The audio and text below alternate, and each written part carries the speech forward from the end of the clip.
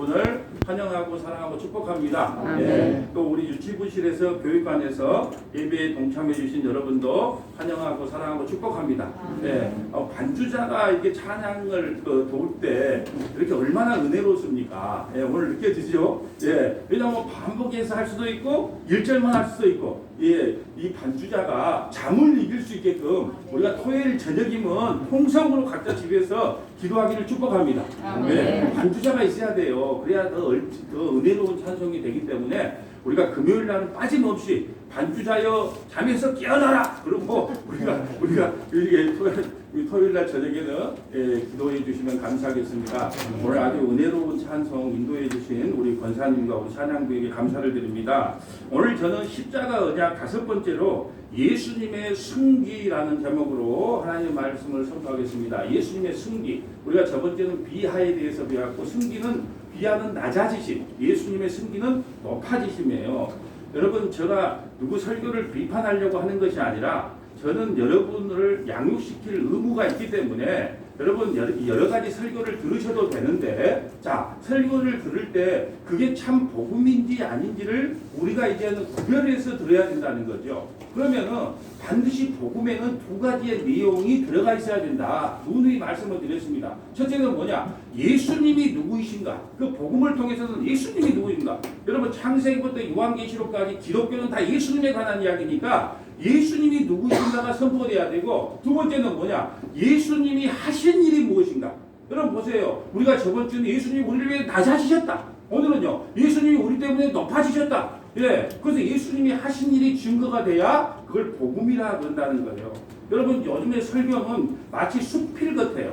내가 어느 설교를 딱 들어보면 수필집을 강단에서 외치는 것 같다니까요. 여러분, 우리가 수요일에도 말씀드렸지만 제가 지금 뜨고 있다는 교회의 이 제목들을 한번 살펴봤다니까요. 내용은 안 들었어요. 근데 제목을 보니까 이래요. 첫 번째는 물질 축복을 받는 비결, 두 번째는 새로운 출발 조건, 세 번째는 가슴 벅찬 꿈으로, 네 번째는 뭐냐? 위기를 돌파하라. 다섯째는 후회 없는 한 걸음. 이런 것들이 마치 강단에서 선포되는데, 과연 그 안에 제가 들어보질 않았기 때문에 정확한 말씀을 못 드리지만, 우리에게 감동이 오고 또 막 감성이 막 울려 퍼져서 은혜를 받았다고 성도들은 말하지만 그건 은혜가 아닌 거예요. 우리는 어떤 것을 은혜 받았다고 하냐 그러면, 하나님께서 나를 위해서 베푸시는 사랑이 이렇게 크단 말인가? 그걸 보면서 놀랐구나. 그때 은혜 받았다 그래야 된다는 거예요. 어떤 막 마음이 찌릿찌릿하고 막 감동이 와서 내가 굶고 죽고 이렇게 살아야지, 그러면서 목사님 어떻게 내 마음을 이렇게 잘 아시고 만져주십니까? 이런 우리는 대부분 그걸 은혜 받았다고 하는데, 진짜 은혜는 뭐냐 하면 여러분의 감정을 터치해 준 게 은혜가 아니고 하나님께서 우리에게 베푸시는 그 사랑이 얼마나 위대한가, 그걸 깨달았을 때 여러분이 은혜 받았다 이렇게 표현을 해야 된다는 겁니다. 여러분, 우리가 이 설교를 잘 구별해서 들어야 이렇게 마지막 때에 흔들림이 없는 신앙생활을 할 수 있다는 거죠. 그래서 여러 설교를 들어도 좋지만 예수가 제대로 증거되는가 안 되는가, 여기다가 핵심을 갖고 들으셔라 그 말씀입니다. 우리가 지난 시간에 예수님의 비하에 대해서 증거를 했습니다. 비하라고 하는 것은 예수님의 낮아지심을 말씀하고 있는데, 어떻게 낮아지셨냐? 성육신으로 낮아지셨다. 하나님께서 인간의 몸을 입고 이 땅에 내려오신 것, 이것이 성육신인데, 그토록 인간의 몸을 입고 이 더럽고 벌레 같은 인간의 몸을 입고 이 땅에 오셨다. 그 정도로 낮아지셨다는 거예요. 또한 그뿐 아니라 율법 아래에 오셨다는 거예요. 율법 아래, 죄 아래에 오셨다는, 죄는 없는 분인데 죄 아래 일부러 오셨다는 거예요. 왜요? 우리가 율법 아래, 죄 아래 갇혀있기 때문에 우리를 구원하기 위해서 죄 아래 오신 분이다. 그러면서 예수님이 이 땅에 오셨는데 대우받고 산 게 아니고 민족으로부터도 배신을 당해요. 제자들에게부터 배신을 당합니다. 또 육신의 형제들에게부터 배신을 당해요. 심지어는 하나님 아버지께까지 버림을 당해요. 이렇게 낮아지셨어요. 그 낮아지심의 최종 종점이 어디냐? 십자가의 죽으심이라는 거죠. 이렇게 낮아지심으로 말미암아 우리에게 구원이 임했다는 겁니다. 여러분, 우리는요, 예수님의 낮아지심, 그 비하를 통하여 구원받은 존재가 되는 겁니다. 오늘은 승기에 대해서 볼 텐데요. 승기는 뭐냐? 예수님의 높아지심이에요. 높아지심. 자, 네 가지를 예수님의 네 가지 사역을 승기 사역이라고 해요. 높아짐이라고 하는데 첫째는 부활. 우리가 아까 부활 찬송했죠. 예, 부활 첫 번째 승기의 사건이 뭐냐? 높아지심의 사건이 뭐냐? 부활이에요. 부활. 두 번째는 뭐냐? 승천하셨다. 승천하셨다. 세 번째는 하나님 우편에 앉아 계셨다. 예, 하나님 우편에 앉아 계심을 세 번째 승기라고 하고 네 번째는 장차 이 땅을 심판하기 위해서 재림주로 오신다. 그러니까 승기가 무엇입니까? 예, 부활하고 승천하고 하나님 우편에 앉아 계셨다가 장차 이 땅을 심판하러 오십니다. 이것을 예수님의 승기, 높아지심이라고 합니다. 여러분, 비화와 승기의 차이점이 뭐냐 하면요, 비하로 오신 예수님은, 다시 말해 육체로 오신 예수님은 죽을 수가 있지만 이제 부활하신 예수님은 절대 죽을 수가 없다는 거예요. 이게 비하와 승기의 차이점입니다. 여러분, 그러면 예수님은 영으로 부활하셨을까요?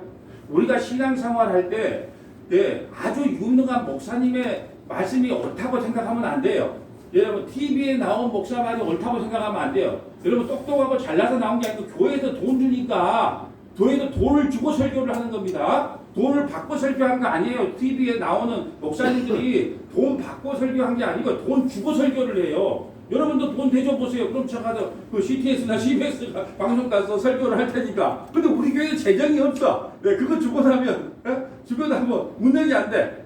그런데 그렇게 큰 교회에서는 교회에서 돈을 주고 가서 설교를 한단 말이에요. 예. 그런데 보세요. 우리가 그렇게 큰 교회에서 와서 설교를 한다고 성경적인가 아닌가를 비교하면서 우리가 구별하면서 설교를 드려야 된다는 거죠. 그럼 예수님은 영으로 부활하셨습니까? Yes, no. 영으로 부활하셨습니까? Yes, no. No. 와, 역시 참, 예, 영으로 부활하신 게 아니고 예수님은 영과 육체로 부활하셔서 완전하신 물질적 육신으로 부활했다는 거예요. 아, 예, 네. 여러분 보세요. 부활하신 후에 베드로가 뭘 드셨어요? 조반을 드셨잖아. 부활하신 후에 조반을 드셨어요. 여러분 왜 조반을 드셨을까요? 이 아주 중요한 이야기예요. 예수님이 심심해서 야 밥 먹자 그런 게 아니에요. 아침을 드신 게 아니에요. 부활하신 후에. 여러분 저녁이 되고 아침이 되니 하루가 창조되잖아요. 저녁은 죽음을 상징해요. 아침은요 부활을 상징한단 말이에요. 그러니까는 지금 저녁을 드시 6월절은요 이제 죽으러 가기 때문에 6월절 만찬을 저녁에 하고 이제는 베드로가 조반을 드신 이유는 나는 이제 부활의 주님으로 왔다는 거예요. 너희를 죄와 사망에서 해방주로 온전히 너희를 해방시켰다. 죄 문제에서 해방시켰다. 이걸 선언하기 위해서 일부러 조반을 드시는 거예요. 그리고 조반을 드실 뿐만 아니라 도마, 의심 많은 도마, 예, 의심 많은 도마 보고 손과 옆구리를 만져보라고 했잖아요. 여러분 이런 성경을 볼 때 영으로만 부활한 게 아니고 육체로도 부활했구나. 그러니까 영과 육체로 온전한 물질로 부활하셨다는 거예요. 그리고 승천을 하셨는데 어떤 가상의 현실로 승천한 게 아니에요. 예. 가상의 현실로 승천한 게 아니고 천국은 실제적인 물질의 세계로 존재하고 장차 우리가 예수님과 함께 사는 실제적인 공간이란 말이에요. 예, 하나님의 나라는 이렇게 가상적인 현실이 아니고 실제로 존재하는 그 나라예요. 그래서 우리가 장차 하나님과 영원히 살아야 될 그 나라가 있다는 겁니다. 예. 그럼 이제 그 성경을 통해서 승기에 대하여 한번 순서대로 살펴보려고 하는데요. 첫째는 부활하신 그리스도의 영광. 이것이 바로 승기의 첫 번째, 부활하신 그리스도의 영광. 자, 사도행전 2장 25절 오늘 본문 볼까요? 자, 베드로가 성령을 받고 설교를 해요. 야, 어부 출신인 베드로가 이렇게 은혜 충만의 설교를 합니다. 베드로의 설교입니다. 다윗이 그를 가르쳐 이르되 내가 항상 내 앞에 계신 주를 배우며 나로 요동하지 않게 하기 위하여 그가 내 우편에 계시도다. 그러므로 내 마음이 기뻐하였고 내 혀도 즐거워하였으며 육체도 희망에 거하리니 이는 내 영혼을 음부에 버리지 아니하시며 하나님께서 우리의 영혼을 음부에 지옥에 버리지 아니하시며 주의 거룩한 자로 썩임을 당하지 않게 하실 것입니다. 네, 우리는 음부에 버림을 당하지도 아니하고 예수님이 버림 당하지 않은 것처럼 그리스도와 연합된 우리도 음부에 버림을 당하지 아니하고 썩음을 당하지 않는다는 거예요. 주께서 생명의 길을 내게 보이셨으니 주 앞에서 내게 기쁨이 충만하게 하시리로다 하셨으므로 형제들아 내가 조상 다윗에 대하여 담대히 말할 수 있노니 여러분 보세요. 이스라엘에서 가장 존경받는 왕이 다윗 왕이에요. 우리나라로 보면 세종대왕 같은 왕이에요. 그러니까 다윗을 비교해서 설명을 하는 거예요. 이 다윗은 누구를 모욕하고 있냐? 장차오실 예수님을 모욕하고 있는데, 형제들아 내가 조상 다윗에 대하여 담대히 말할 수 있노니 다윗이 죽어 장사되어 그 묘가 오늘까지 우리 중에 있도다. 여러분, 다윗의 묘는 아직까지 우리 중에 있다는 거예요. 근데 예수님의 무덤, 예수님은요 빈 무덤이라는 거죠. 왜? 부활했기 때문에 무덤이 없다. 너희가 가장 존경하는 다윗의 묘는 아직도 여기에 존재하지만 예수님의 무덤은 없다는 거예요. 왜? 부활했기 때문에 빈 무덤이라는 거죠. 그래서 부활절이 되면 빈 무덤에 대한 설교가 많아요. 빈 무덤, 예? 빈 무덤. 예. 30절. 그는 선지자라 하나님이 이미 맹세하자 그 자손 중에 한 사람을 그 위에 앉게 하시고. 여러분, 다윗은 예수님보다 1000년 전의 사람이에요. 1000년 전의 사람인데 이렇게 예언했단 말이에요. 다윗의 후손으로 그 자손 중에 한 사람을 그 위에 앉게 하시리라. 예. 그러니까 다윗이 1000년, 예수님보다 1000년 전의 사람인데 미리 예언을 했단 말이에요. 그 자손 중에 한 사람이 나와서 우리를 음부에서 죄에서 구원하실 거라는 걸 예언했단 말이에요. 여러분, 성경을 읽어보면요, 하나님이 살아계시고 예수님이 이 땅 우리와 함께 하시고 그걸 안 믿을 수가 없어요. 사람이 태어나기도 전에 1000년 전에 이 사람이 태어나서 뭘 할 것까지 예언을 해놨다니까요. 그리고 이사야 선지자는 예수님보다 700년 전의 사람이에요. 예수님이 이 땅에 태어나서 어떤 고난을 당하고 어떻게 우리를 구원한가가 700년 전에 기록되어 있다니까요. 여러분, 고레스 왕이라는 사람이 있어요. 태어나기도 전에 이 사람이 태어나서 어떻게 할 것인가 성경에 예언을 해놨다니까요. 근데 그대로 성취가 됐어요. 여러분, 다니엘서를 봐보세요. 예, 우리가 페르시아, 아수르가 바벨론이 멸망하고 메데 바사가 바벨론을 멸망시키고, 예, 메데 바사를 그리스가 멸망시키고, 그 그리스를 로마가 멸망시키고, 그 로마 시대 때 예수님이 와서 이 땅에 구원을 선포한다는 게 역사적으로 선포를 해놨는데 그대로 이루어졌단 말이에요. 아멘. 그런데 어떻게 안 믿을 수가 있겠냐는 거예요. 누가 예언을 할 때, 예, 700년 전에 누가 또 한 사람이 태어나서 우리를 구원시킨다고 누가 그렇게 예언을 할 수가 있겠냐는 말이에요. 이게 성경을 읽으면 읽을수록 하나님이 살아계시고 예수님이 우리의 구원자가 된다는 게 너무 선명하게 나와 있어요. 놀랍구나. 어찌 없고 어찌 알고. 여러분, 이번 주 수요일 날 스가랴서예요. 스가랴서가 14장으로 되어 있는데, 스가랴서가 14장으로 되어 있는데 제가 초림부터 재림까지 그 안에 다 들어있더라고요. 예, 근데 어떤 분들은 그걸 읽으면서 첫 번째 환상, 두 번째 환상에다가 초점을 맞춰. 그러면 안 돼요. 초림부터 재림까지가 그 스가랴서 14장까지가 다 기록되어 있더라니까요. 예수님이 태어나기도 전에 미리 스가랴서를 통해서 초림부터 재림까지 어떻게 이루어질까가 그게 다 기록되어 있더라고요. 여러분이 읽어도 안 보일 거예요. 이게 뭔 말이야? 누가 초림이 나와? 나는 하나도 찾아본 적이 없는데. 그런데 그대로 초림부터 재림까지가 다 기록이 되어 있어요. 그럼 수요일 설교를 했다는 거, 준비했다는 거예요? 안 했다는 거예요? 지금 자랑하고 있는 겁니다. 저는 설교 준비 이렇게 빨리 합니다. 그걸 자랑하고 있는 거예요. 예, 초림부터 재림까지. 왜? 혹시나 빠져본 것이 있을까봐 저는 오늘 주일 설교를 하잖아요. 내일 주일 설교를 해요. 저희 주일 설교를 준비합니다. 그래서 그걸 일주일 동안 묵상해요. 그러면서 뭐 빠진 거 없나. 그럼 빠진 거 있다. 그럼 뭐예요? 빨간 글씨로 이렇게 적어놔요. 빨간 글씨로. 왜? 혹시 일주일 동안 계속 말씀을 묵상한단 말이에요. 일주일 동안. 아침에 한번 저녁에 한번 계속 묵상을 해요. 그러니까 이런 설교를 그냥 혹시 시각적으로나 잘못된 건 없을까? 예, 교리적으로 잘못된 건 없을까? 미리 일주일치 앞을 설교를 준비하고 아침 저녁으로 이걸 묵상을 해서 내가 좀 부족하고 설명이 부족하다 하니까 빨간 글씨로 그다 표시한다니까. 그러면 내일 아침에 또 읽을 때 또 추가되는 게 있겠죠. 성령께서 감동 주는 게. 그러면 또 빨간 글씨로 또 추가를 해요. 예. 그래서 일주일 전에 이 설교를 이렇게 준비를 하면서 14번, 15번을 이걸 묵상을 하는 거예요. 그래놓고 최종 아침에 오기 전에 다시 한 번 더 또 빠진 거 없는가 이게 묵상을 하는 거예요. 여러분은 그냥 듣지만 저는 설교 말씀에 생명을 건 사람이에요.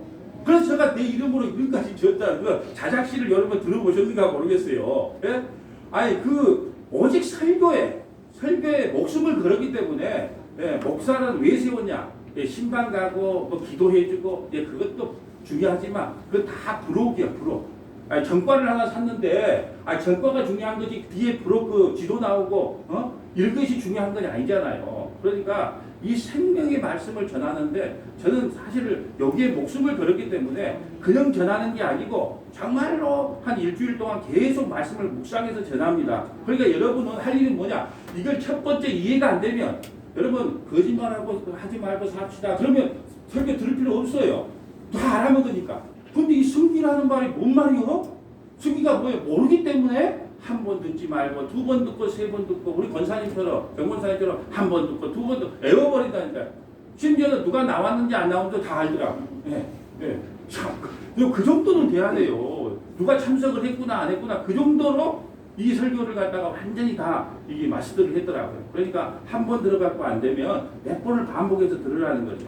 31절 봅니다. 미리 본고로 그리스도의 부활을 말하되 그가 음부의 버림이 되지 않고 그의 육신이 썩임을 당하지 아니하시리라 하더니 예, 천년 전에 다윗을 통해 미리 예언했다 했단 말. 그 예수님은 음부의 버림을 당하지 않고 육신이 썩임을 당하지 않는다. 예. 여러분 그리스도의 부활하심을 말하되 저가 음부의 버림이 되지 않고 육신이 썩음을 당하지 아니하시리라는 말씀에서 우리는 이 사실을 확인할 수 있습니다. 즉 육신이 썩지 않고 다시 사셨다는 부활의 사실은 그리스도가 죄 가운데 있지 않다는 것을 우리에게 증명해 주는 거예요. 이것을 그리스도의 영광이라고 해요. 여러분 부활이 왜 중요하냐? 기독교의 부활이 왜 중요한가? 죄 문제를 완전히 해결했다는 것이 부활의 핵심이에요. 여러분 우리가 수요일날 또 말씀드렸지만은 다시 한번 말씀을 드릴게요. 여러분 안 듣는 우리 청년들이 있기 때문에 다시 말씀을 드릴게요. 여러분 우리가 여러 사람들이 스님이 이런 질문을 해요. 아니 목사님 왜 목사님은 주구장창 기독교에만 구원이 있다고 합니까? 얼마 전에 소천하신 그분은 어떤 종교든지 다 구원이 있다고 이렇게 들었는데 왜 목사님은 주구장창 기독교에만 구원이 있다고 말합니까? 이렇게 질문을 해요. 본인이 많은 목사님들한테 이런 질문을 해봤대. 그런데 믿으세요. 안 믿는 사람 말든지 그렇게 했지 설명을 못 하더라는 거예요. 우리 이제 혁중이 형제나 사랑이 자매는 청년들한테 말하면 누가 이런 질문을 하면 답을 할 줄 알아야 된다는 거죠. 그러면 왜 다르냐? 여러분 구원이라고 하는 것은요 어떤 종교에도 다 있어요.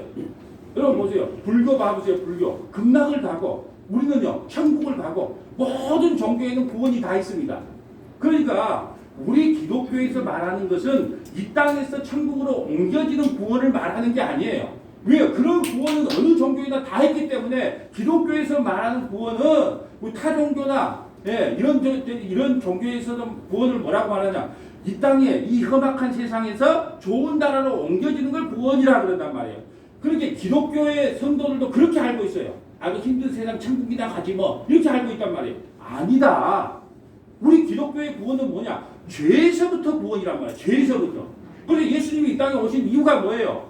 자기 백성을 죄에서 구원하기 위해서 오셨단 말이에요. 아멘. 그러니까 여러분 타 교회에 왜 우리 기독교만이 구원이 있는가? 이때 좋은 나라로 옮겨지는 구원을 말하는 게 아니고 이 죄 문제를 해결할 수 있는 신이 없어요.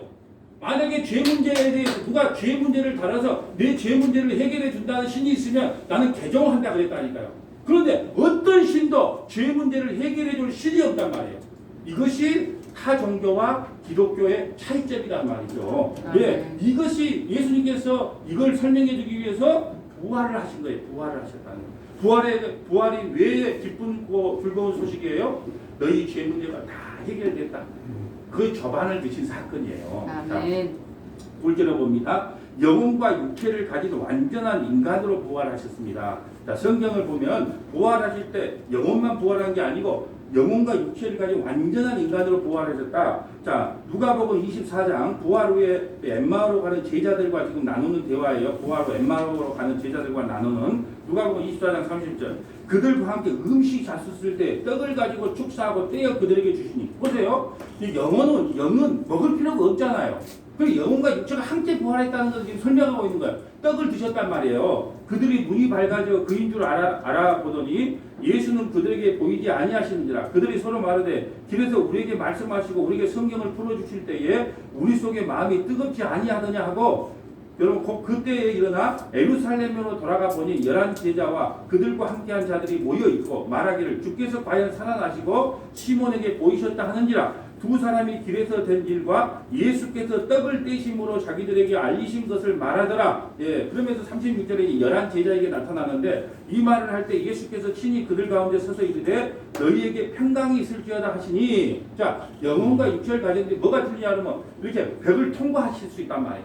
육체를 가졌는데 벽을 통과할 수 있다는 거예요. 문을 열고 들어오신 것이 아니고, 예, 자, 그들이 놀라고 무서워하여 그 보는 것을 영으로 생각하는지라. 야, 영으로 부활했는가 보다. 왜 물 안 읽고 확 들어보니까 영으로 부활했는가 보다. 이렇게 또 제자들이 또 착각을 해요. 그럴 때 예수님께서 친절하게 설명을 하죠. 예수께서 이르시되 어찌하여 두려워하면 어찌하여 마음에 의심이 일어나느냐. 내 손과 발을 보고 나인 줄 알라. 또 나를 만져보라. 영은 살과 뼈가 없으되 너희 보는 바와 같이 나는 있느니라. 영은 살과 뼈가 없지 않냐. 영으로 싹 벽을 타고 들어오니까 영으로 부활했는갑다. 영인갑다. 뭐 귀신처럼 영인가보다. 그런데 아니다. 내가 육체가 있지 않느냐. 그러면서 40절 이 말씀을 하시고 손과 발을 보이시니 그들이 너무 기쁨으로 아직도 믿지 못하고 놀라게 이길 때 이르시되 여기 무슨 먹을 것이 있느냐 하시니 예수 부활의 예수님이 먹을 거 있냐? 그러니까 이에 구운 생선 한 토막을 드리니 받으사 그 앞에서 잡수시더라. 그러니까 예수님이 영으로만 부활한 게 아니고 영과 육체로 함께 부활했다는 거예요. 여러분 구운 생선 한 토막을 드림에 받아 잡수셨다고 말씀하잖아요. 예수께서 드셨다고 말씀합니다. 만약 예수님께서 영으로만 부활하셨다면 먹는 것이 필요 없었을 겁니다. 왜냐하면 영이라고 하는 것은 시공간을 초월하는 존재로서 육적인 것을 필요로 하지 않기 때문에 그래요. 그러나 예수님께서는 육적인 양식을 드셨고 이는 육체와 영혼이 재결합한 완전한 사람으로 부활하신 모습을 보여줘요. 그러므로 우리로 부활할 때 예수님과 같이 완전한 모습으로 다시 부활한다는 사실이에요. 여러분 예수님의 부활이 왜 중요해요? 죄 문제가 해결됐다. 죄 문제가 해결되기 때문에 우리도 함께 부활할 수 있다는 거예요. 어떻게 해요? 영과 육체가 한꺼번에 결합해서 온전한 사람으로 부활한다는 거예요. 이게 그리스도의 승기예요.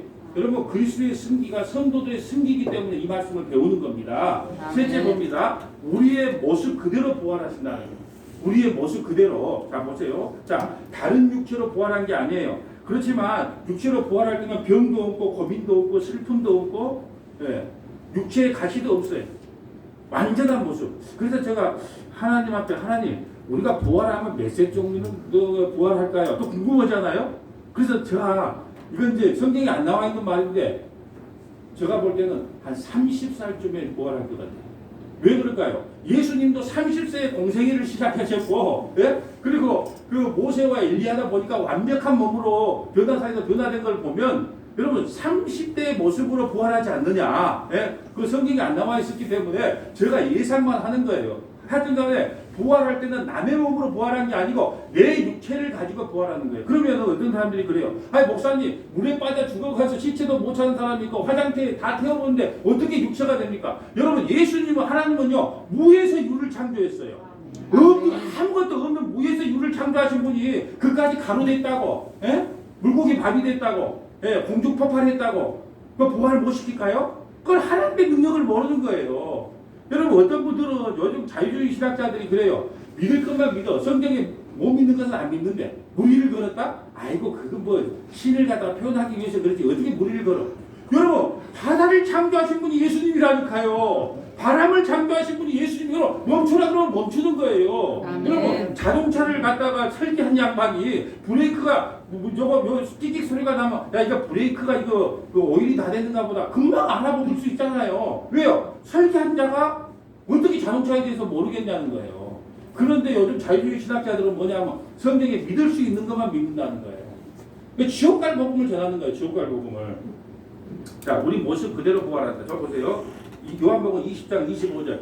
이것은 부활하신 후에 지금 예수님이 나타나신 거예요. 자, 예수님이 부활하신 후의 것만 지금 성경을 통해 살펴봅니다. 요한복음 20장 25절. 다른 제자들이 그에게 이르되 우리가 주를 보았노라 하니 도마가 이르되 내가 그의 손에 못자국을 보며 내 손가락을 그 못자국에 넣으며 내 손을 그 옆구리에 넣어보지 않고는 믿지 아니하겠노라. 여러분 이렇게 의심 많은 도마라고 우리는 막 찬송까지 하면서 의심 많은 도마처럼 되지 말자 근데요. 여러분 의심해야 됩니다. 의심.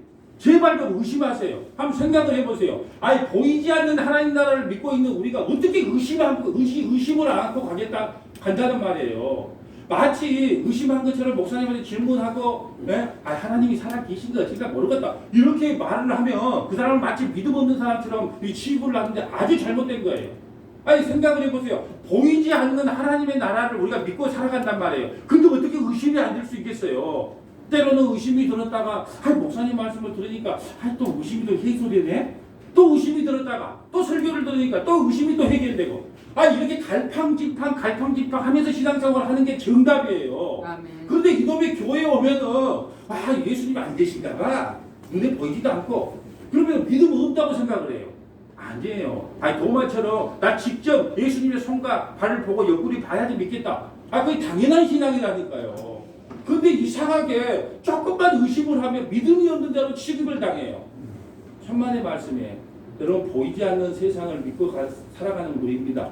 당연히 의심이 하고 어떨 때는 하나님 살아계시기나 한 겁니까? 왜 기도하면 반대로 들어줍니까? 왜 기도하면 안 들어줍니까? 그러면서요 원망도 하고 불평도 하고 의심도 했다가 그렇게 신앙생활을 하는 거예요. 그런데 그 의심이 말씀을 통해서 다시 해소되면요 하나님께서 그걸로 기뻐하는 것이지 완벽해. 여러분 목사인 저는 하나님이 살아계신가를 한 번도 의심해 본 적이 있을까요? 없을까요? 저는 한 번도 하나님이 돌아가신 하나님이라고 생각해 본 적이 한 번도 없어요. 하나님은 천지를 창조하셨다는 걸 내가 언제 알았다고요? 초등학교 1학년 때 소띠끼로 가서 바위 위에서 물이 찰랑찰랑 바위를 물을 갖다가 찰랑찰랑 하고 있는 걸 보고 거기에서 내가 이 천지를 창조하신 분이 아주 유리하시구나. 그것부터 한 번 믿기 시작하니까요. 그 믿음이 의심이 떠나가지가 않아요. 그러면 직업이 목사다 보니까 성경을 보니까 의심이 들려고 해도 성경을 보면 또 믿어지니까 여러분은 성경 얼마나 봐요? 당연히 의심하면서 신앙생활 할 수밖에 없어요. 그러니까 옆에서 누가 하나님 안 계신가 봐 그러면 애기 집사가 되라고 그런 말은 아니에요. 그렇게 말하면 안 돼요. 우리가 신앙생활 하다 보면 보이지 않는 세계를 우리가 믿기 때문에 의심이 들 때도 있습니다. 그럴 때마다 하나님께 더 기도하고 성경을 통해서 하나님 그 의심 많은 나를 불쌍히 여기시고 은혜를 베풀어 달라고 우리 서로 기도합시다. 이렇게 말해야지 또 의심생겨. 그러니까 교회 보면 다 가면을 써. 믿음이 있는 것처럼 다 가면을 쓰죠. 왜? 솔직하게 말을 하면 믿음 없는 사람으로 권사가 돼가지고 그런 하나님이 안 계신 것 같다 그런 말이나 해서 한다고 이거 잘못된 거예요. 당연히 의심해야죠. 지금 의심 안 해갖고 한국교회가 이렇게 됐잖아요. 그 목사님이 뭐 헛소리 하겠어? 아이고 70만 명이 모인 그 교회가 뭐 헛소리 하겠어? 그런데 좀 한국교회가 이 모양 됐잖아요. 그러니까 의심하라. 제발 좀 의심하세요. 사도 바울이 설교를 했는데 베레아 사람들은요 구약 성경이 그렇게 한가 안가를 상고했다 그래요. 그런데 일반 우리 같은 사도도 아닌 목사가 설교를 하면 그게 한가 아니한가를 성경을 통해서 상고해보는 게 당연하죠. 사도 바울이 설교를 했는데 그게 한가 아니한가를 상고를 했다니까요. 그러니까 여러분 항상 의심하라. 꺼진 불도 다시 보자. 집 나간 다시 뭐 하는가 다시 보자. 그렇죠? 꺼진 불도 다시 봐야 돼. 자, 26절 봅니다. 열흘해가 지나서 제자들이 다시 집안에 있을 때 도마가 함께 있고 문이 닫혔는데 예수께서 오사 가운데 서서 이르되 문이 닫혔는데 영이란 말이에요. 문이 닫혔는데 영과 육체로 걷게 않는데 시공간은 초월해요. 문이 닫혔는데 예수님 딱 와서 이렇게 말합니다. 너희에게 평강이 있을지라. 그러면서 도마의 말을 또 언제 들었단가. 참 예수님 도마가 말했던 거 가만히 들었다. 여러분 하나님 참 뒤끝 많아요. 한 번 말하니까 가까이 들었다가 내가 네 말한 거 다 안다. 그러면서 도마가 언제 말한 것을 살짝 멀리 들었나 봐. 그래서 도마에게 이렇게 합니다. 도마에게 이르되 내 손가락을 이리 내밀어 내 손을 보고 내 손을 내밀어 내 옆구리를 넣어보라. 그리하여 믿음 없는 자가 되지 말고 믿는 자가 되라. 아멘. 도마가 대답하여 이르되 나의 주님이시오 나의 하나님이시오. 당연히 의심을 해야죠. 의심하고 나니까 하나님께서 그 문제를 해결해 주잖아요. 그러면서 이런 고백을 하게 하잖아요. 나의 주님이시오 나의 하나님이시오. 여러분 오늘 우리가 이 말씀을 보면서 알 수 있는 것은요. 우리가 잘 알고 있는 부활하신 예수님께서 도마가 의심을 하는 장면 때 도마에게 나타내서 예수께서 만져보라고 하잖아요. 이는 예수님의 부활이 다른 육신을 입고 오는 것이 아니라 부활 전 예수님의 모습 그대로 부활하신다는 것을 보여줍니다. 즉 우리가 부활할 때 우리의 모습이 변하여 부활하는 것이 아니라 우리의 모습 그대로 부활해요. 그렇지만 우리의 모습 그대로 부활하지만 단 죄는 없고 완전한 몸으로 부활한다는 거예요.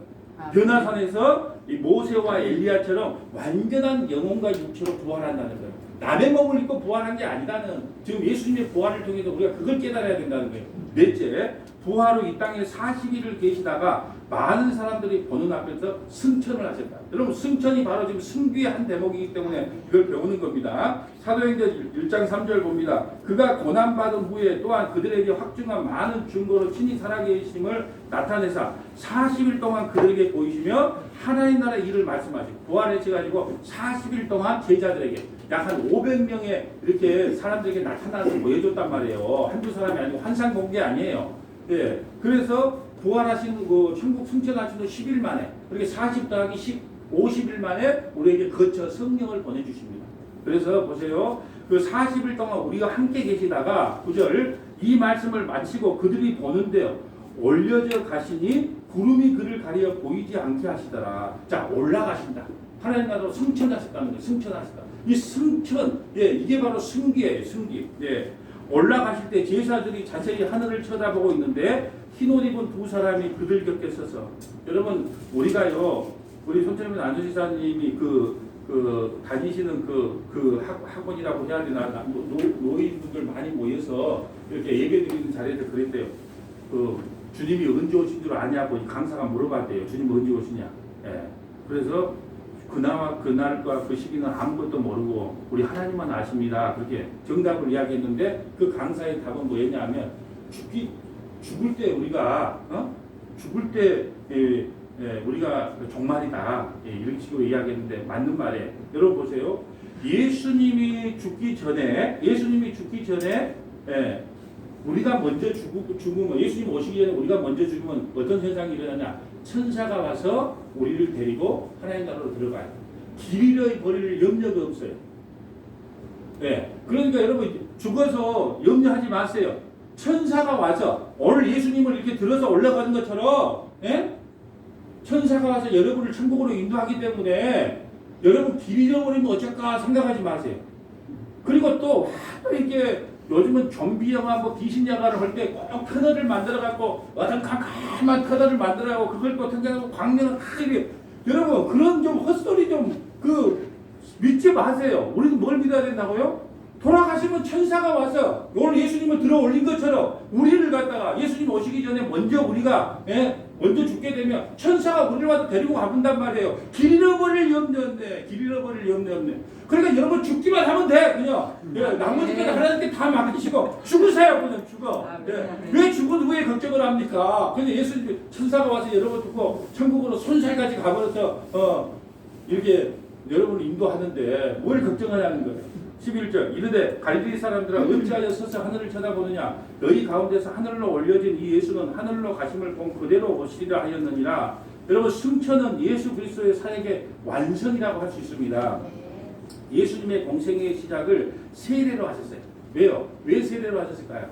우리의 모든 죄를 대신 지신 거예요. 이 세례로 시작하시고 이는 하나님께서 사랑하는 아들이라고 말을 하시므로 예수님이 삼위 하나님 중 한 분이라는 것을 공생애를 시작할 때 선포하고 마침내 승천함으로써 이 승기의 핵심 종점을 찍는 거예요. 승천은 높아지심의 결정이에요. 십자가에 죽으시면요 비약 낮아지심의 결정이고 승천은요 높아지심의 완성이라는 거죠. 자, 예수님께서 이 높아지심에 대해서 한번 살펴보도록 할게요. 예수님의 높아지심. 에베소서 1장 20절 볼까요? 자, 예수님이 어떻게 높아지셨나? 그의 능력이 그리스도 안에서 역사하사 죽은 자들 가운데서 다시 살리시고 하늘에서 자기 오른편에 앉히사. 지금 승기에 대한 이야기예요. 하나님께서 예수님을 부활시킬 뿐 아니라 하나님 나라로 승천하고 지금은요 하나님 우편에 앉아 계셔서 모든 통치와 권세와 능력과 주권과 이 세상뿐 아니라 어느 세상이 일컫는 모든 이름 위에 뛰어나게 하셨다. 이걸 승기라 그래요. 승기. 하나님께서 예수님이 이렇게 높여 모든 통치, 권세, 능력, 주권 이 세상뿐 아니라 장차 오실 세상에서부터도 최고로 높여주셨다. 이걸 승기라 그래요. 또 만물을 그 발 아래 복종하시게 하시고 그를 만유의 교회의 머리로 삼으셨으니 성원학 교회의 머리가 바로 예수님이시다는 거예요. 교회는 그의 몸이시니 만물 안에 만물을 충만하신 이의 충만이다. 빌립보서 2장 9절 오늘 우리 교독했죠. 이러므로 하나님이 그를 지극히 높여 모든 이름 위에 뛰어난 이름을 주사 하늘에 있는 자들과 땅에 있는 자들과 땅 아래에 있는 자들로 모든 무릎을 예수의 이름에 꿇게 하시고 모든 입으로 예수 그리스도를 주라 시인하여 하나님께 영광을 돌립니다. 여러분 하나님께 영광을 돌리는 일이 뭐예요? 예수님이 우리의 주인입니다. 이 고백이 하나님 아버지께 영광이 되는 거예요. 아멘. 여러분 하나님의 일이 뭐예요? 예수 그리스도. 하나님의 일. 어디에 나와 있어요? 하나님의 일, 하나님의 일, 교회 막 10개 지는 게 하나님의 일이에요? 전도 막 100사람 하는 게 하나님의 일이에요? 내가 말씀을 드렸는데 하나님의 일은 하나님이 보내신 자 예수 그리스도를 믿는 거다. 요한복음 6장 29절 629 629 잊지 마세요. 요한복음 6장 29절 하나님의 일이 무엇입니까? 우리가 그러잖아요. 하나님의 일 열심히 하자. 하나님의 일 열심히 하자. 맨날 눈만 뜨면 하나님 목사가 하는 말이 하나님의 일 열심히 하자. 그럼 하나님의 일이 뭔데요? 하나님께서 보내신 자 예수를 믿는 것이 하나님의 일이에요. 우리는 지금 하나님의 일 열심히 하고 있어요. 여기서 열심히 말씀을 듣고 우리가 아멘으로 예수님이 주라고 고백하면 여러분 지금 하나님의 일을 하고 계신 거예요. 예? 예, 나머지 것은요 부수적인 일이에요. 부수적인 일을. 자, 예수님께서 심판주로 통치자로 오셨음을 잘 나타내는 성경 구절이 이 두 구절이에요. 자, 예수님이요 하나님 오른편에 앉으시사 세상과 오는 세상에서 가장 뛰어난 이름으로 세워주셨고 만물을 다스리게 하셨고 그 발 앞에 무릎을 꿇게 된다는 것이 바로 예수님의 승기라는 거예요. 승기라. 자, 보세요. 하나님께서는요 어떤 사람을 낮추시기도 하시고 높이시기도 해요. 그렇기 때문에 여러분 우리가 이 세상을 살 때 좀 천하게 살고 멸시받게 살고 좀 안 되게 살아도 너무 고민하지 마세요. 왜요? 하나님께서 이렇게 살다가 죽게 하면 죽으면 되고 하나님께서 또 낮추셨다가 예수님처럼 그렇게 우리를 또 세워져서 높일 수 있거든요. 그러니까 지금의 배역이 100페이지의 배역이 있다 그러면 지금 뭐 41페이지 뭐 52페이지 이렇게 넘어간 배역이 지금 이 모양 이 꼴이란 말입니다. 나중에 보면 페이지 60페이지 가면 예? 벼락부자가 될 수도 있어요. 아직도 몰라. 우리는 그 페이지 수 100살까지의 페이지 수가 있으면 예? 지금 51페이지밖에 안 넘어가고 52페이지밖에 안 넘어가고 49페이지밖에 안 넘어갔단 말이에요. 29페이지밖에 안 넘어가고 예? 우리 저기 혁중이 형제는 예? 27페이지밖에 안 넘어갔어. 맞나? 예. 그러면 앞으로 40페이지 딱 넘겨봐봐. 혁중이 형제 재벌대다. 딱 이라고 신문에 나올 때 누가 알아? 아무도 몰라. 그러니까 여러분 좀 낮게 좀 지금 좀 바닥을 걷는다고 해도 다음 페이지에 뭐가 있을지 몰라요. 속썩인 남편이 죽을 때 정신 차릴 때 어떻게 합니까? 예? 지금 속을 썩여도 혹시 죽을 때 정신 차리고 죽을지 어떻게 합니까? 그러니까 너무 낮아진 거에 대해서 고민하지 말라는 거예요. 하나님이 때가 되면 높이실 것이고 그것도 아니고 그렇게 살다 오라고 가면 돼요. 다섯 번째, 성령을 보내주시기 위해 승천하셨다는 성령. 여러분 성령이 안 오면 예수를 믿을 사람이 아무도 없어요. 그래서 항상 하는 말이 교회들에게 하는 말이 뭐예요? 성령이 교회들에게 하는 소리를 들으라는 거예요. 성령의 소리를 들으라는 거예요. 근데 예수님께서 승천하신 이유는 뭐냐? 우리에게 성령을 보내주기 위해서. 자, 이걸 말고 예수님께서는 거처를 예비하러 가셨다고 해요. 그러니까 또 여러분 성경을 또 여러분 요한복음 14장, 15장, 16장을 성령장이라 그래요.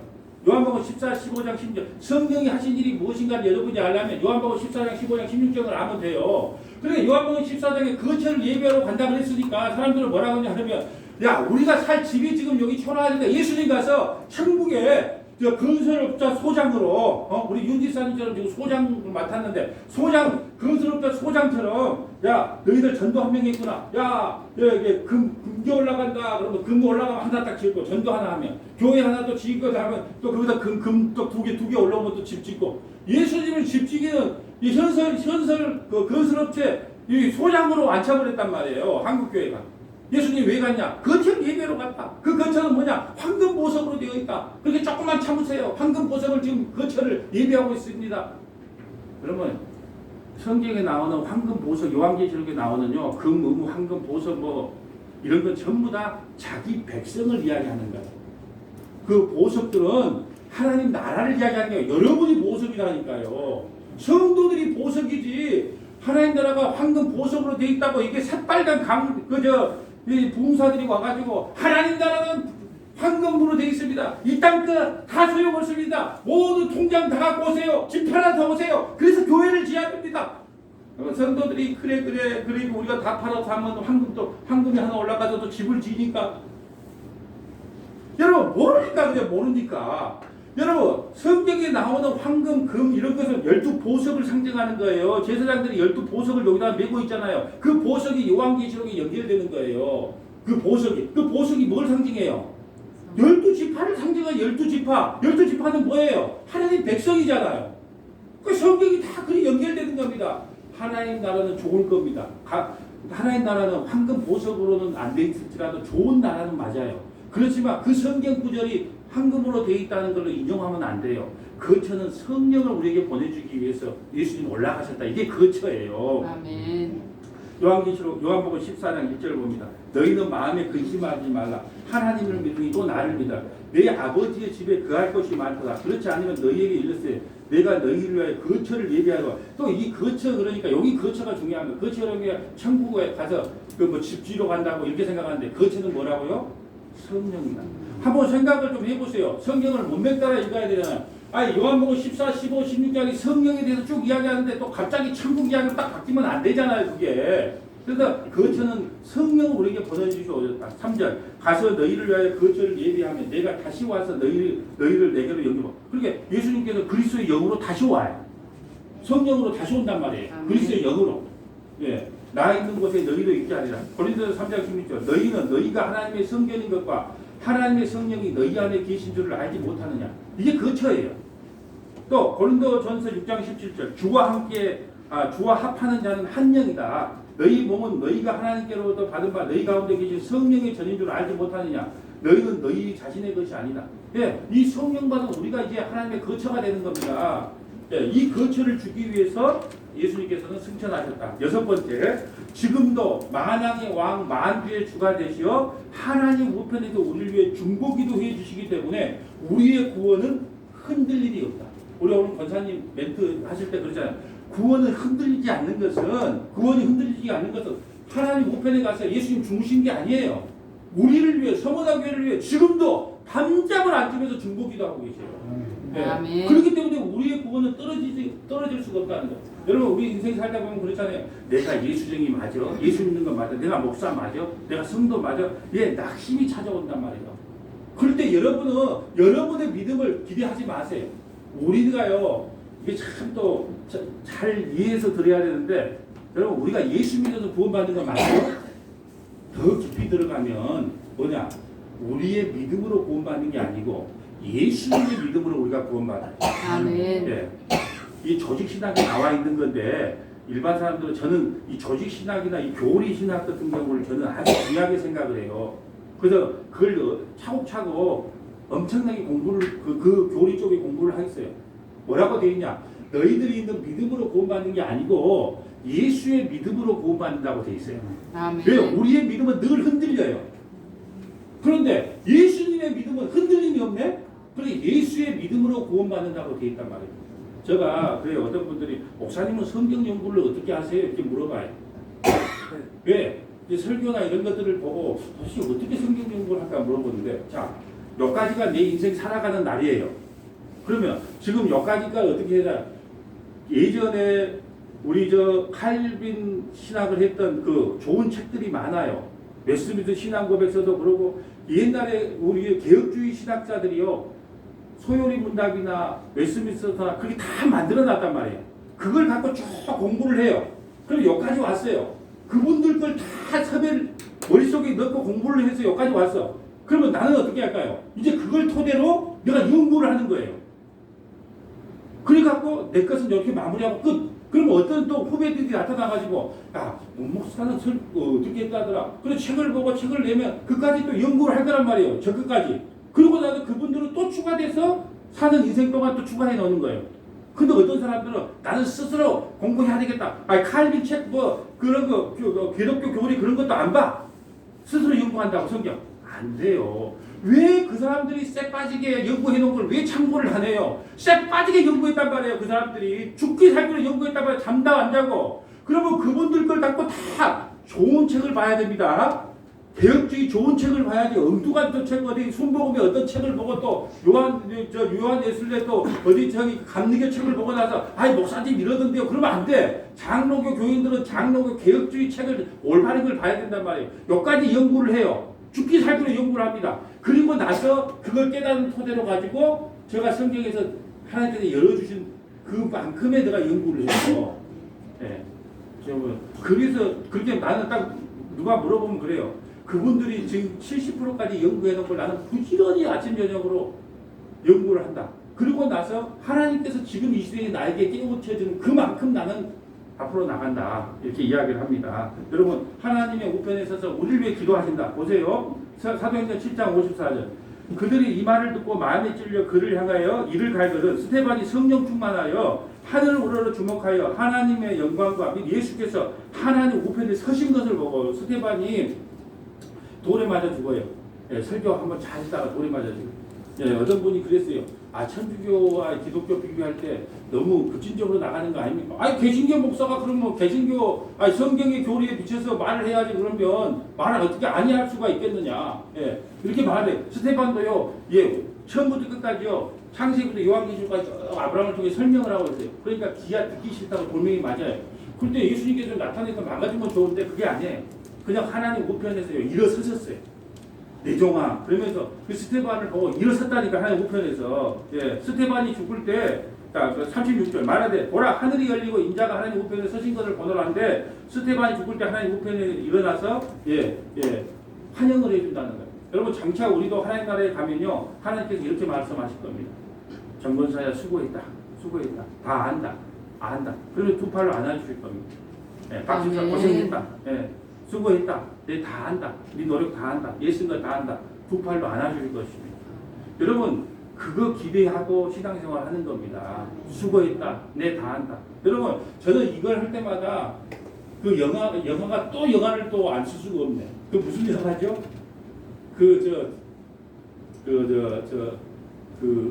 저기 부산에 그 무슨 시장? 국제시장. 네, 국제시장에 보면 그 가게를 그 아들이 혹시 자기 아버지 일사부터 때 자기 아버지 잊어버려가지고 아버지가 혹시 그 가게로 올까봐 가게를 팔지를 못해. 그렇게 계속 국제시장에서 그 가게를 갖다가 꽃분이 그냥 그 가게를 끝까지 지키는 거예요. 그러면서 쭈그런 방대기가 다 됐어. 그리고 가족들이 아파트에서 모여서 서로 이야기를 나누고 있는데 그가 방에 가서 아버지 사진을 보고 그러잖아요. 예? 다 늙은 할아버지가 아버지 참으로 힘들었어요. 사는 인생이 참으로 힘들었어요. 그러면서 아버지에게 이야기하잖아. 그럼 우리도 장차 하나님 나라에 가면 아버지 정말 서문학교에 담임 목사하기 힘들었어요. 예. 이게 우리 교회는 좋은 교회에서 그런 거 없어요. 다른 다 산다고 그 다른 교회 가면 참 내가 다른 교회 그 목사하기 진짜 힘들었어요. 그러면 하나님 뭐랄까요? 다 안다. 예, 자꾸 그 장면이 자꾸 깨달아지는 거예요. 마지막 이제 다 왔습니다. 이제 주무시지 말고 다 왔어요. 요한계시록에 이제 마지막 7번째 보면 이 승기 마지막은 재림이에요. 이제 승기 마지막에 보면 7번째 높이시면 바로 승기 재림 하신다는 거예요. 요한계시록 22장 20절 이것들을 증언하니 이는 이르시되 내가 진실로 속히 오리라. 아멘. 주 예수의 오시옵소서. 바로 예수님께서 이 땅에 반드시 재림하신다는 거예요. 주 예수의 은혜가 모든 자에게 있을지어다. 아멘. 예, 예수님은요 내 새끼들 모두 내놔라. 우리 형님 예수님은요 우리 여러분 예수님의 친구가 많아요. 주님도 되고 형님도 되고 친구도 되고 우리의 구원자도 되고 메시아도 되고 다 돼요. 그럼 우리 형님께서 우리 큰 형님 예수께서 내 새끼들 내놔라. 내 동생들 내놔라. 그러면서 이 땅에 오신다는 거예요. 예, 우리는 예수님의 낮아지심과 높아지심에 대해서 지금까지 살펴봤습니다. 이 사실을 통해서 예수님께서 낮아지셨지만 하나님께서 세상의 통치자로 심판자로 높여주셨음을 알 수가 있어요. 예, 그러면 보세요. 자, 그러면 우리가 비화와 승기를 배웠습니다. 비화와 승기를 들었습니다. 그러면 서머나 교회의 삶이 비화와 승기의 설교를 들은 서머나 교회의 삶이 어떻게 돼야 되는 거예요? 이제는 그 낮아지심과 높아지심을 배웠기 때문에 우리의 삶이 이렇게 적용돼야 된다는 거예요. 하도 목사님 적용거리 좀 주세요. 뭘 적용해도 듣도 않을 거면서 그러니까 내가 적용거리 드릴게 이렇게 한번 살아보세요. 자, 마가복음 10장 43절 봅니다. 다 같이 합독합니다. 너희 중에 그렇지 않을지니 너희 중에 누구든지 크고자 하는 자는 너희를 섬기는 자가 되고. 자, 비하와 승기를 다 배웠어요. 왜 적용하라 그랬어요? 그럼 어떻게 해요? 크고자 하는 자는 섬기는 자가 된다. 분명히 내가 적용시켜줬어요. 이렇게 사실 수 있죠? 예, 아멘 했어요. 예? 이제 다들 아멘 소리 들었어요. 너희 중에 누구든지 크고자 하는 자는 너희를 섬기는 자. 이게 바로 하나님 나라의 원리예요. 가치관이란 말이에요. 또 세상에는 이렇게 살면 뭐라 그래요? 병신 쪼다라 그래요. 바보라 그런단 말입니다. 이런 삶을 추구하면 여러분 보세요. 크고자 하는 사람은 남을 짓밟고 올라가라 그렇게 해야 맞잖아요. 예, 근무 한 5년 하고도 50억에 퇴직금을 받을 만큼 그렇게 힘있게 살아라. 세상은 그걸 지혜라 그러잖아요. 44절 합격합니다. 너희 중에 누구든지 으뜸이 되고자 하는 자는 모든 사람이 종이 되는 이게 살 수 있죠? 하도 적용을 해달라고 그래요. 사실 기여와 승기를 배웠어요. 누구든지 뭐라 그래요? 으뜸이 되고자 하는 사람들은 종이 되어라. 이게 하나님 나라의 원리예요. 우리가 기여와 승기를 왜 배웠냐? 이런 삶의 모습, 삶의 방향성으로 성도들이 변해야 돼요. 그럼 세상 사람들은 우리 보고 뭐라 할까요? 아이고 저 서문학교의 병신 쪼다들 이렇게 고백을 한단 말이에요. 예, 우리는 병신 쪼다 맞습니다. 하나님만 우리를 인정해 주시면 됩니다. 이렇게 나가는 겁니다. 예, 45절 봅니다. 우리 합독합니다. 인자가 온 것은 섬김을 받으려 함이 아니라 도리어 섬기게 하고 자기 목숨을 많은 사람의 대속물로 주려 합니다. 예, 이것이 하나님 나라의 원리예요. 이것이 성도들이 이 땅을 살아가는 삶의 방향성입니다. 크고자 하면 섬기는 자가 되고 으뜸이 되고자 하는 자는 종이 되고 세상 사람들은 이런 사람들을 향하여 바보, 멍청이라고 합니다. 그렇지만 신기와 비화를 배운 우리는 오늘날 이 땅에서 이런 삶을 살도록 애써야 된다는 겁니다. 이 은혜가 우리 모두에게 차고 넘치시기를 주님의 이름으로 간절히 축복합니다. 거룩하신 하나님